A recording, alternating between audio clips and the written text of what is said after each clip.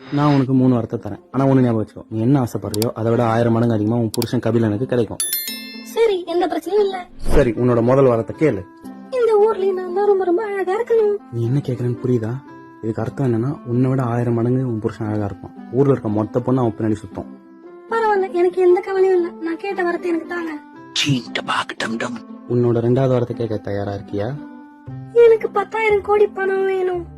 நல்லா ஞாபகம் வச்சுக்கோ, நீ கேட்ட 10,000 கோடி இப்போ உன் புருஷனுக்கு 1000 மடங்கா திருப்பி கிடைக்கும். எந்த பிரச்சனையும் இல்ல. நாங்க யூஸ் பண்றது ஜாயிண்ட் அக்கவுண்ட். நீ ஆசைப்பட்ட காசும் அக்கௌண்ட்டுக்கு வந்துடுச்சு. உன்னோட 3வது வாரம் என்னன்னு கேளு. எனக்கு லைட்டா ஒரு சின்ன ஹார்ட் அட்டாக் வரணும்.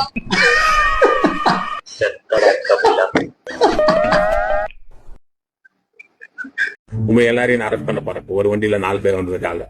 சார் ப்ளீஸ் எங்களை விட்டுருங்க, நாங்க தெரியாம பண்ணிட்டோம். நான் அப்பவே வேணாம்னு சொன்னேன், நீ தான் கேட்கல. கடவுளே, நான் என் அம்மாக்கு கால் பண்றேன். தாய் குலமே காப்பாத்துங்க.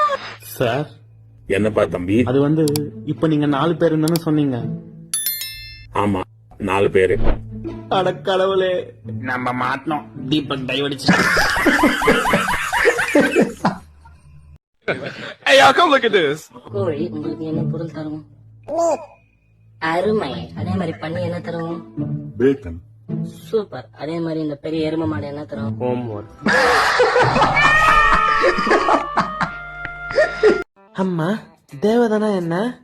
தேவதனா கடவுளோட தூதர்கள். வானத்திலிருந்து பறந்து வருவாங்க. அப்ப நம்ம பக்கத்து வீட்டு கலையரசி ஆண்டி வானத்துல பறப்பாங்களா?